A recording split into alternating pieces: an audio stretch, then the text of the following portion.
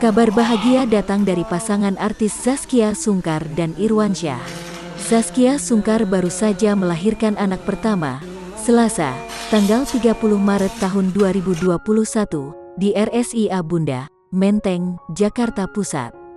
Kabar tersebut terungkap lewat unggahan Instastory akun Instagram seorang dokter di RSIA Bunda, yakni @dertiwi. Dalam unggahannya, akun tersebut merekam momen ketika Irwansyah tengah melantunkan azan untuk sang buah hati yang sedang menangis. Siapapun yang hadir akan bergetar, tulis akun @dertiwi dikutip kompas.com, Selasa, tanggal 30 Maret tahun 2021. Di slide berikutnya, akun tersebut juga merekam Irwansyah yang sedang melantunkan azan sekaligus menandai akun Irwansyah dan Zaskia. Meski begitu, belum diketahui jenis kelamin anak pertama Zaskia dan Irwansyah.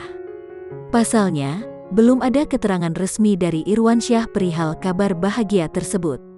Kompas.com juga masih berusaha mengonfirmasi perihal kelahiran anak pertama dari Irwansyah dan Zaskia Sungkar tersebut.